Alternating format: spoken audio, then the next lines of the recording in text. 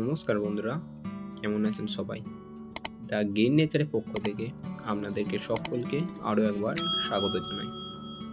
বন্ধুরা, পুদিনা পাতা তো আমরা অনেকেই খেয়েছি বা অনেকেই এই পুদিনা পাতার সঙ্গে কম বেশি পরিচিত। তো এই পুদিনা পাতার মধ্যে আছে অনেক ভেষজ গুণ, যা আপনার স্বাস্থ্যের পক্ষে খুবই উপকারী এবং আপনার পেটের জন্য খুবই উপকারী। তো ভিডিওটি স্কিপ না করে ভিডিওটি সম্পূর্ণ দেখবেন, কারণ এই ভিডিওটিতে সম্পূর্ণ আলোচনা করা হবে পুদিনা পাতা কীভাবে আপনারা রোপণ করবেন বা পুদিনা পাতার কয়েকটি সাধারণ পরিচর্যা নিয়ে। তো ভিডিওটি স্কিপ না করে ভিডিওটি সম্পূর্ণ দেখবেন এবং চ্যানেলে যদি কোনো নতুন বন্ধু হয়ে থাকেন তো চ্যানেলটি অবশ্যই সাবস্ক্রাইব করে আমার পাশে থাকবেন। তো বন্ধুরা, চলুন ভিডিওটি শুরু করা যাক। পুদিনা পাতার গাছকে টবে রোপণের জন্য প্রথমে আপনাদেরকে পুদিনা পাতার উপযুক্ত একটি মাটি তৈরি করতে হবে। তো এখানে আমি নিয়েছি 60% ভার্মি কম্পোস্ট। আপনারা ভার্মি কম্পোস্টের পরিবর্তে নর্মাল যে কেঁচো সার হয় বা পাতা পচানো সার হয় বা গোবর সার, এর মধ্যে যে কোনো একটি সার আপনারা নিতে পারেন। আর এখানে নিয়েছি 40% নর্মাল গার্ডেন সয়েল, আর নিয়েছি কোকোপিট। আর কোকোপিটের পরিবর্তে আপনারা কাঠের গুঁড়ো বা ধানের তুষ ব্যবহার করতে পারেন। তো আমি এখানে কাঠের গুঁড়োটি ব্যবহার করেছি। আর নিয়েছি এনপিকে 10-26-26। তো এনপিকে 10-26-26 আপনারা ব্যবহার করতেও পারেন, না করতেও পারেন, কোনো রকম অসুবিধা নেই। তো এই কটা মিশ্রণকে আপনারা ভালোভাবে একে অপরের সাথে মিশিয়ে নেবেন। তো ভালোভাবে আপনারা মিশিয়ে নেবেন যেন রকম কোনো ডেলা না থাকে। বন্ধুরা, এই পুদিনা পাতার গাছটি বসানোর জন্য আমি এই গ্রো ব্যাগটি নির্বাচন করেছি। তো আপনারা 5 থেকে 6 ইঞ্চি গভীরতা সম্পন্ন টবেই আপনারা এই গাছটিকে বসাতে পারেন। পুদিনা পাতার শিকড় মাটির খুব বেশি গভীর অবধি যায় না, সেহেতু আপনারা 5 থেকে 6 ইঞ্চি গভীরতা সম্পন্ন টবে বসাতে পারেন। বন্ধুরা, পুদিনা পাতার এই গাছটি বসানোর জন্য আমি অর্ধেক করে এই গ্রো ব্যাগটিকে ভরে নিয়েছি। তো আমি যে পুদিনা পাতার যে এই চারাটি বসাবো, তো এটি আমি আমার বাড়িতেই তৈরি করেছি। তো আপনারাও বাড়িতে খুব সহজেই এই পুদিনা পাতার কাটিং থেকে চারা তৈরি করতে পারেন। তো পুদিনা পাতা আপনারা যে বাজার থেকে কিনে আনেন, সেই কাটিংগুলিকে আপনারা কেটে একটি ভিজে বালির মধ্যে পুঁতে দেবেন। তাহলে দেখবেন 1 সপ্তাহের মধ্যেই সেখান থেকে শিকড় ছেড়ে দিয়েছে। আবার অথবা আপনারা এই পুদিনা পাতাটিকে 1 সপ্তাহ কোনো জলে ডুবে রাখবেন, দেখবেন তাতেও শিকড় ছেড়ে দেবে। তো পুদিনা পাতার গাছটিকে বসানোর জন্য আমি এর গোড়ার মাটিটিকে একটু ভেঙে নিচ্ছি, তাহলে কি হবে, খুব সহজেই এটি শিকড় ছাড়তে পারবে।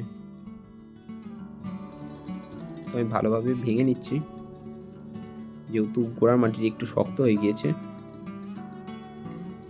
বন্ধুরা, এই পুদিনা পাতার গাছ আপনারা যদি বাড়িতে বা ব্যালকনিতে আপনারা বসান, তাহলে দেখবেন এই পুদিনা পাতার গাছটি থাকলে এর কাছে কোনো রকম মশা মাছি বা কোনো রকম কীটপতঙ্গ এর কাছাকাছি আসবে না।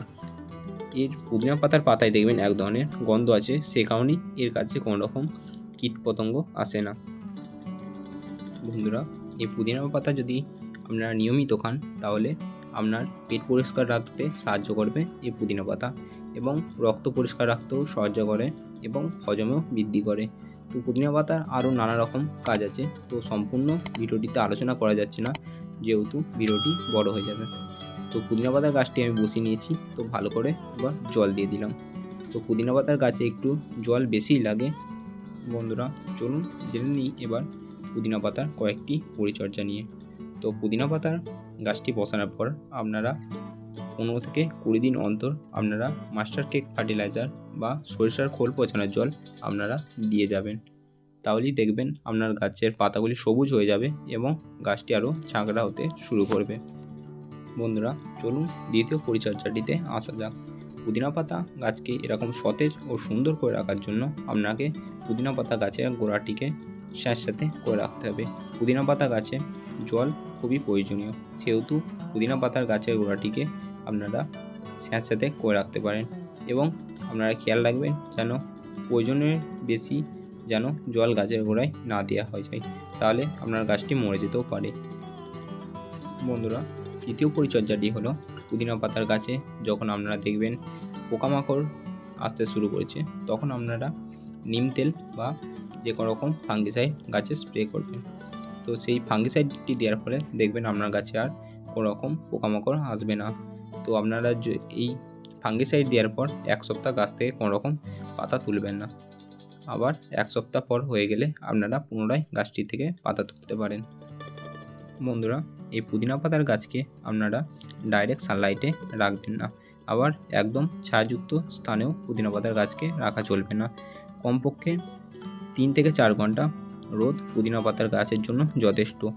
আপনারা যদি পুদিনা পাতার গাছকে ডাইরেক্ট সানলাইটে রাখেন, দেখবেন আপনার গাছটি আস্তে আস্তে নেতিয়ে পড়ছে এবং পাতাগুলি পুড়ে যেতে শুরু করছে। সেহেতু আপনারা 3 ঘন্টা যে জায়গায় রোদ পায় সেই জায়গায় আপনারা রাখতে পারেন।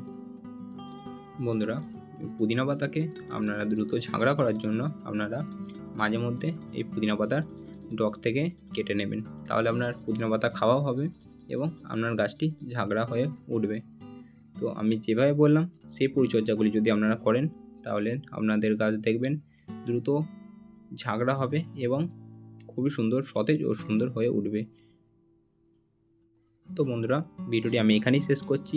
যদি বন্ধুরা আপনারা আরও নিত্য নতুন আরও গাছপালার ভিডিও পেতে চান, তো আমার চ্যানেলটি সাবস্ক্রাইব করে আমার পাশে থাকতে পারেন। তো বন্ধুরা, ভিডিওটি এখানেই শেষ করছি। যদি ভিডিওটি ভালো লাগে লাইক করবেন, কমেন্ট করে জানাবেন কেমন হলো, এবং চ্যানেলে যদি কোনো নতুন বন্ধু হয়ে থাকেন তো চ্যানেলটি অবশ্যই সাবস্ক্রাইব করে আমার পাশে থাকবেন। তো দেখা হচ্ছে অন্য কোনো ভিডিও নিয়ে।